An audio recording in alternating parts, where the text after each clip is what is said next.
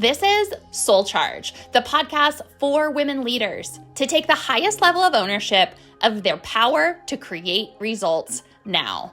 I'm your host, Stacy B. Let's dive in. Welcome back to another episode of SoulCharge. I'm your host, Stacy B, and I am joined today by a very special guest, the one, the only, Rachel London. Yay! Welcome, Rachel. Thank you. Hi. I am so excited to have Rachel here with me today because we have a very exciting story of how we met, but we wanted to speak life into a conversation that I feel like us as women leaders need to be talking more about. And there was no one better than Rachel to have this conversation Thank you. alongside me. Yeah. Yes. So one of the conversations that we had recently was around this idea of being misunderstood as a woman leader. And it's something that we as women try to avoid more often than we realize. And the way that it shows up is we play small when we really want to go big or go home. We are concerned about what other people think of us. We are not making powerful decisions because of the potential consequences of our bigness. And it's a conversation that I think more of us need to bring into the light so that that power doesn't have a chokehold on us.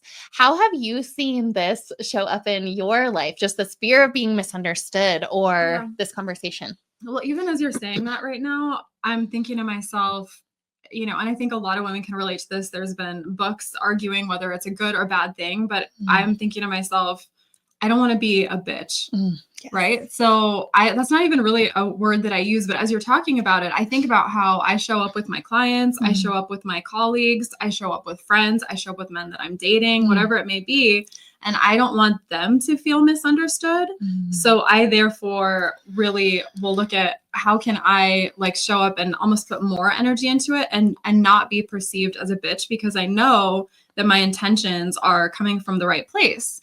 And so I think when we're well-meaning and we really care, then we want to put our heart into it. And when we do put our heart into it, and then someone doesn't understand that, receive it, appreciate it, or maybe it doesn't, have the effect that we're hoping it's going to. For me anyway, sometimes I can feel myself wanting to retreat a little bit as a result. And that's not great, because then you're not shining your light as you're meant to. And, it's something to work through. So obviously having awareness around it is really important and a positive thing. And always the first step is having awareness around it. So I do think that it's an important conversation, because, if we just kind of stop and think about how do we actually feel, where in my life do I feel misunderstood, or where am I playing small because I'm afraid of being perceived a certain way that is not what I'm going for. And we ultimately can't control that for other people. So, if we play full out, then that's the best we can do and try to give ourselves grace. I love what you said about this feeling of not wanting them to be misunderstood. And so you find yourself retreating.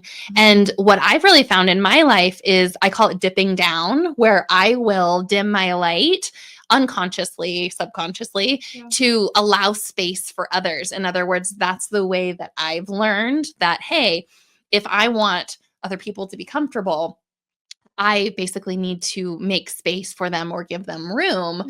But it's actually the opposite. We actually need to be in our bigness and lead in that way to show other people what the model looks like and how to do the same. Yeah, I've thought about that a lot in my own life, showing people what's possible. I think, I have a background in music, and I was the #1 charting artist many, many moons ago. Feels like lifetimes ago.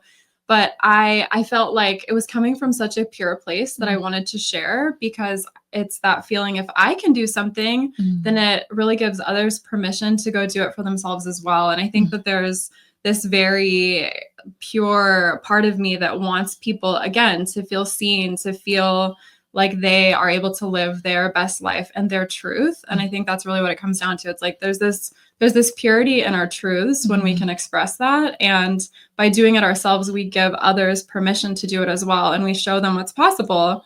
And there's sort of this, double-edged on that, which is if we don't achieve our, sometimes I can be really hard on myself. A lot of people will say, oh, how did you become so successful? And of course the conversation is, well, how do you define success? But it's something, like I still always want more of myself. Like I have these expectations of wanting more.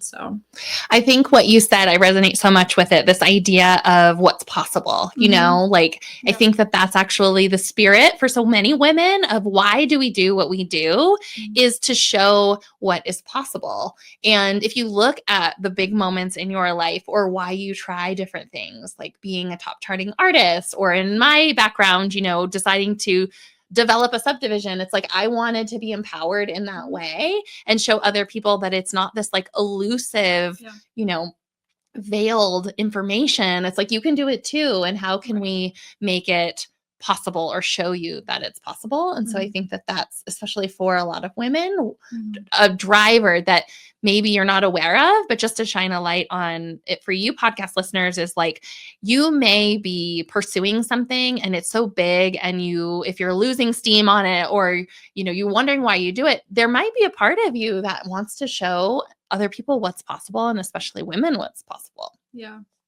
Yeah. And also there's the conversation around, is it like what's in alignment, and are we listening to ourselves and trusting ourselves as well? Yeah. Because even with music, there's a part of me that felt like I was forcing it somehow. And it's interesting because now in my career as a celebrity matchmaker, own that, own it, VIP luxury celebrity matchmaker, I don't feel that as much. And so it's really interesting to see how I've evolved. And I think allowing ourselves to tune in with that too and not force things as well.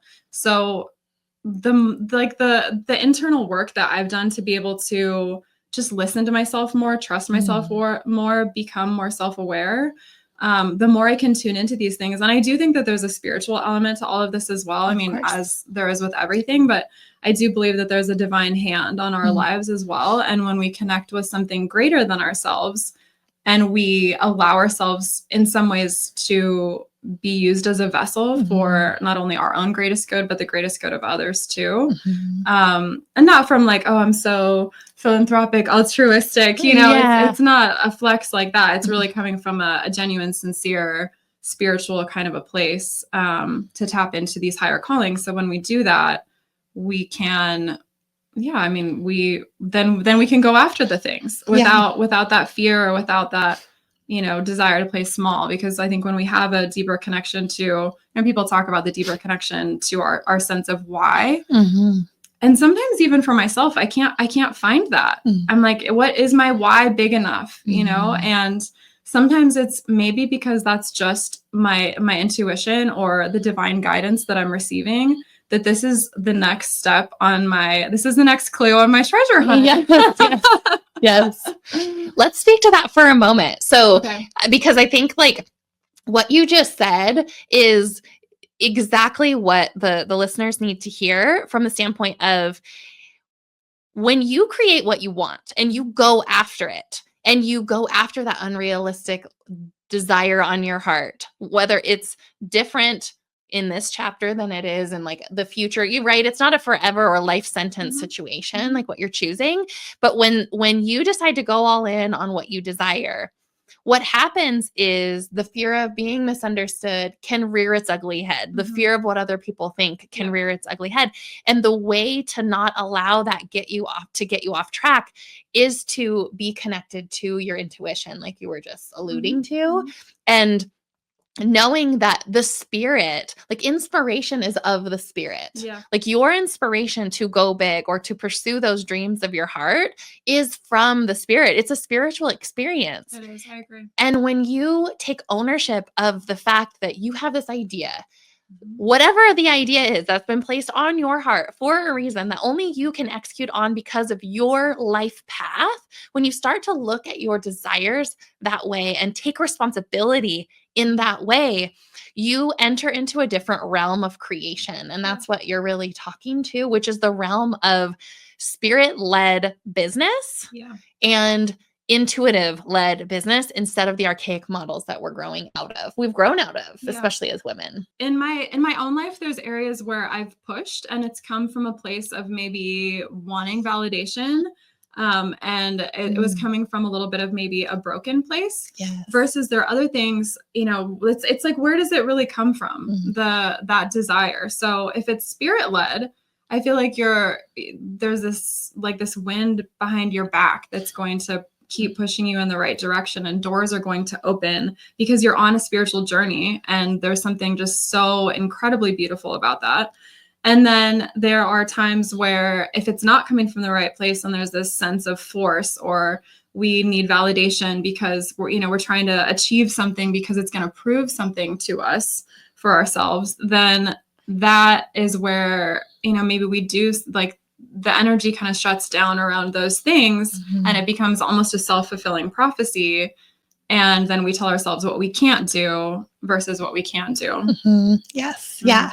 And I think that, like, the whole purpose of this podcast is that you can do anything. You can create anything. You can launch anything. You can become anything. Like, you can do anything that you set your mind to, and you could do it now, And I think that the elements of what we're talking about are very much like evidence of that, and the pieces of it that maybe you've been missing or you haven't been missing. I want to rephrase that. Like, are maybe the pieces that you've just forgotten, because all of the things that we are talking about, using your intuition in business, leaning into your inspiration and seeing it as your duty and responsibility to take that into the world. Like, those are the pieces that get drowned out when you let the noise in, when you see someone that's launching a certain product or service and they're doing a 7-step strategy that just like doesn't resonate with you. It's because you're supposed to do it different, and you're supposed to be the only. And the more that we can lean into our intuition and that spirit driving us, leading us, the easier things become. Yeah.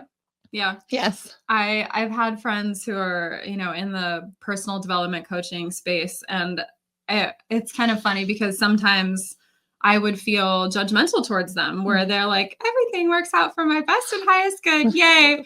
And I'm like, well, isn't that nice for you? And then they would go through their struggles, and they would still continue saying, like, they would repeat it to themselves. And ultimately it is the truth. But I think that, again, when we're connected to that belief versus just kind of like the pretend version of that, like our embodiment, if we're able to embody something, that's very different. And one of the things that I really respect and admire about you is that you are able to do that. So you're very real with whatever process that's going on in your life. And then you take that and you use it to be able to help others, which is beautiful. I mean, I think that's what we're all here for. We learn, and then we extend our arms out to be able to, pull people up with us and educate people and teach people based on what we've gone through, so that maybe they don't have to go through those harder lessons. And it can be, as easy as you decide, you're really great. You're such a proponent for saying, you decide, make the decision. I have decided. That doesn't mean that things don't get messy in life. It doesn't mean that everything's fine. Everything's great. Like, this is not, we're not faking it, And again, that's that embodiment, because you trust it. You really know it. And there's something really grounded in business when people will trust you and people will hire you because they can feel when you are embodied or not embodied.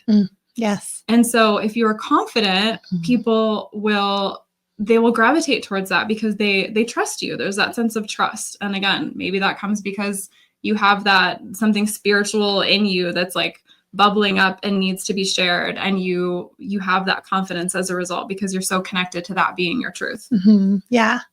Thank you. I received that. I think that is part of, the mission of SoulCharge, and what we're trying to do here is this saving you time so you don't have to go through what I went through and just the pain and struggle and, that cyclical, that's not the word. Cyclical?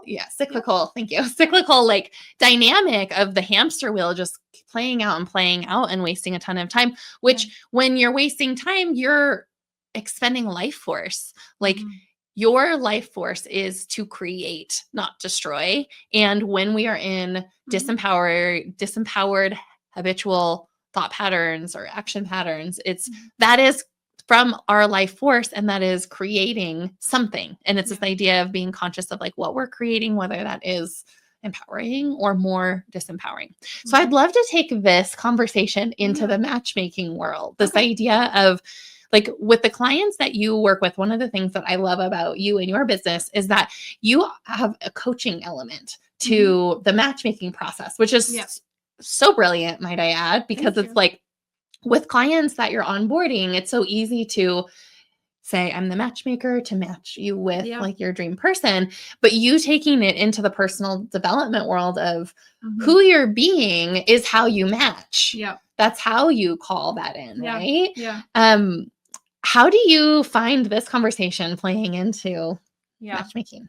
Okay, so first of all, I think it depends on how open people are to coaching, because I have clients who I will say are very successful and have gotten married, have had babies, and they are so willing to work on themselves, and they're not lying to themselves. They're not hiding from something. And so if they're not fully embodied in a certain area, they're willing to look at that, and they're willing to feel that sting of, okay, this is an area where I have growth. They're willing to look in the mirror. And so the clients I work with are incredibly successful. I mean, we're talking about, the top 1% of the top 1% in a lot of cases.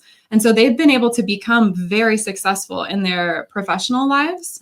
And maybe they aren't in their personal lives, but they take the same approach sometimes. When they take that same approach and they're saying, okay, we want the efficiency, we want to get to the bottom line, we want success. What is the goal? How do we get there? What's the strategy? What do I need to do? And so they're great in business for those reasons. If they can translate that onto the matchmaking side and they're able to work through certain things, or they're willing to look in the mirror and get their hands dirty and say, okay, there are areas where I could be more effective here, then they're much more likely to have success. I have others who become very closed off. They're unwilling to look at themselves. They don't want coaching. And, my team and I kind of say, if you hire an expert and you pay us a lot of money for us to help you, why wouldn't you listen to us as the experts when we're giving you this advice based on what we're seeing? And of course, it's easier said than done. And of course, people have past trauma, generational trauma. Like there's a lot of different things going on, beliefs that we all hold. But it is interesting to see who is successful and who's not successful based upon their beliefs of how it's going to go, but also their willingness to roll up their sleeves and get their hands dirty and look in the mirror and not have it be what they want to see, but know that it's possible to get to a different destination and not just stay stuck where they are. Why do you think it is that some people can be very successful in business, but it doesn't translate to every other area?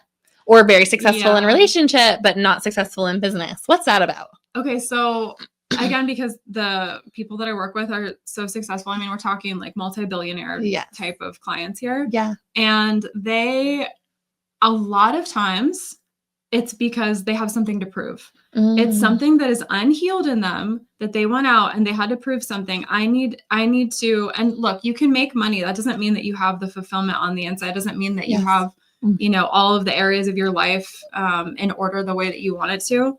But I think for the same reason that they're successful in business, they're not going to be successful in relationship because if they're trying to prove something, maybe, to their father who yelled at them and told them they'd never be good enough when they were a child, and that got imprinted in their subconscious and now they're functioning from that place, then, okay, well, that's going to drive them like mad to go build an empire. And then they do. And it probably still won't ever feel like enough. I mean, I explicitly asked a client the other day who's worth hundreds of millions of dollars, who is a public figure. I was like, will it ever feel like enough? And he said, no. And that's a blessing because I won't ever stop, which is great.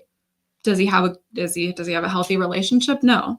And so when you're trying to prove something in a relationship, then, that's people feel that. People feel that. And you're not coming from the right place. And especially, there's a big conversation about embodiment with masculine and feminine. And so a woman can feel when a man is embodied, when he's just an embodied man. He is an anchor. He is confident. He can handle his business. You can look up to him, respect him, all of these things.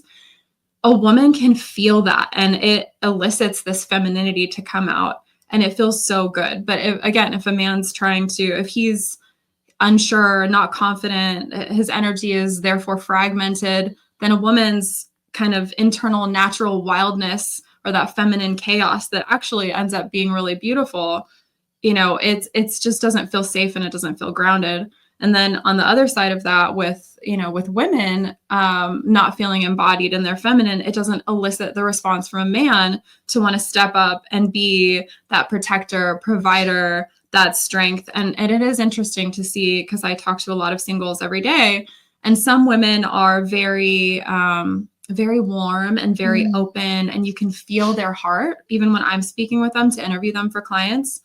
And then I speak to women who are very closed, and they have all of their expectations, and my man needs to be this, and he needs to make this exact amount of money. And it's like, is that actually what love is about? That they need to be a certain height, that they need to make a certain amount of money? Or is it who they are and how they show up in the world and how they make you feel? Are they an embodied masculine man? And that makes the feminine feel safe to come out and to express. And so it's a beautiful thing to see that work in harmony both ways, because I think then people they feel seen, and then they don't feel misunderstood. And instead of the opposite of misunderstood, then they get to really feel known. And when you feel really seen and really known in this deep vulnerability, only good things are going to come from that. And then you can create amazing things together too. Yeah. This is reminding me of a quote at the wisdom school I studied at in India.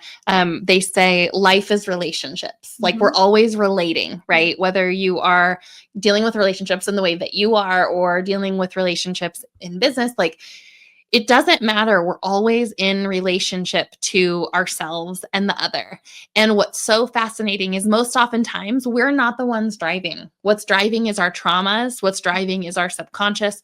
What's driving is a lot of times what we're running away from or trying to avoid, or running towards something in the same like level of avoidance. And I think that it's really powerful when you can see that at the end of it all, like whether you have multi-billion dollar business, you're worth millions and millions, hundreds of millions. It doesn't matter what level of success, like we're all human, we're all dealing with the same thing. And the sooner that you can know thyself, the sooner that you are going to have happiness and fulfillment in the success versus just striving for success. Then happiness and fulfillment is always going to be on the back burner, and it's never enough. You're going to be on that cycle for life. Well, I think there's also a difference between knowing thyself and then again being willing to look in the mirror and make changes, because even in my own life, none of us are perfect, and so there are areas where I'm very aware that I have room for growth, and I may be very aware, but I also hit edges sometimes where I'm like, why am I unwilling to change when I feel like this could be the key that would unlock the breakthrough that I want? And so it's when the pain becomes so great that you choose something else, I think that kind of, yes, we know thyself, but also know thyself and love thyself and change thyself. Yes. To be able to evolve. Yes. Yeah. Well, and I think I was listening to, I can't remember the teaching. I'll have to find it and put a link in this podcast. But I was listening to something, and the person was talking about this example of an addict, and this example of someone that is addicted to something. And then I'm sure you all have experienced this. I've experienced this in my own life, where I've had an addiction and then just decided and never touched it again. And I think that, like, what we're saying here is this idea of like, when you've observed someone that has struggled with something and then decides that that's no longer a thing, like there is a new world that is opened up. And I think that is what happens also if you set aside like that fear of being misunderstood and just solely focus on like what it is that you want and what that would feel like in your life, and bringing that to fruition, and deciding that the struggle that you have like is no longer a thing you're willing to be available for. Anyway, in this audio I was listening to, it was giving this example, and of like, when you decide that it's no longer a thing, you take your power back in a big way. And I think I've experienced that in my life, where it's like I've struggled with something and then I've decided that I'm no longer available and willing to struggle. Of course, I didn't say it with those words at the time. It was more like knowing that I was just done. Like I was just, I'm so fucking done with this. Like I don't even know what to say. And it no longer was a struggle. Have you experienced that before?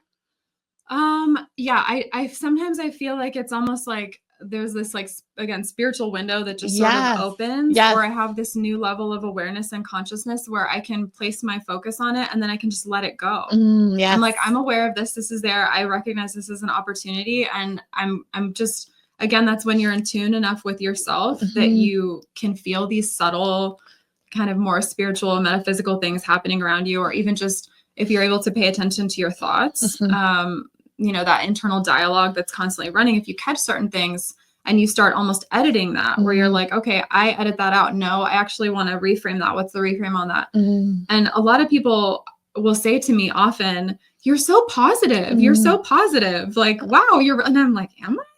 Do I come across that way? Maybe a lot of people are really cynical. I don't know. But I don't know if I'm the high standard for positivity, but I do get that feedback a lot. And I think it's because I'm intentional about wanting to do that self-editing with the reframing of what my thoughts are.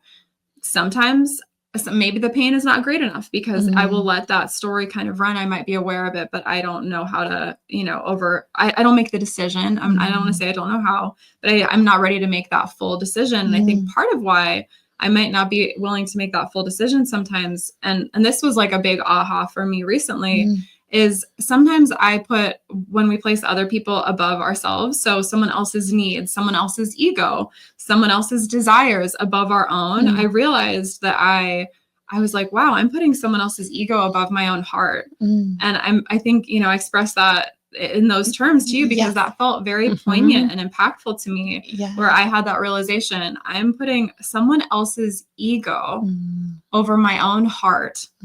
And that is unacceptable. Yes. So, again, that was an area where I felt like I could be more embodied and I can have my own boundaries. And that doesn't make me a bitch, to kind of take that full circle. Yeah. That actually makes me a really embodied, confident, attractive, successful woman.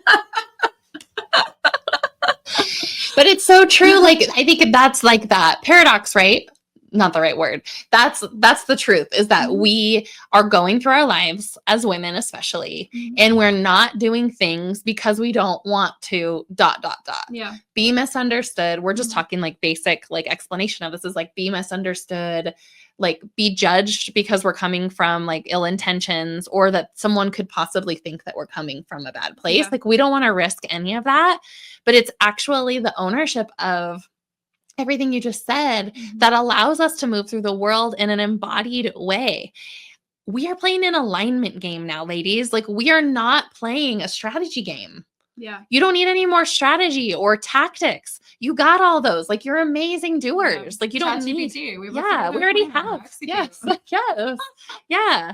Like, Rachel told me about this vision casting thing where you like build your future selves, like calendar, like based on your future goals. Like, there's so much ChatGPT can do, but it's like, we need to own the embodiment part and the alignment part, because in your words, like if you're putting someone else's ego above your heart, like, of course you're misaligned. Of course, like, you're not at the highest and best good for you and for all, because if we are not in our highest and best, we're not contributing to the highest and best good of all. Yep. We're not as real, authentic, true. And there's so much noise out there that people want that. They want the authenticity. They want the truth.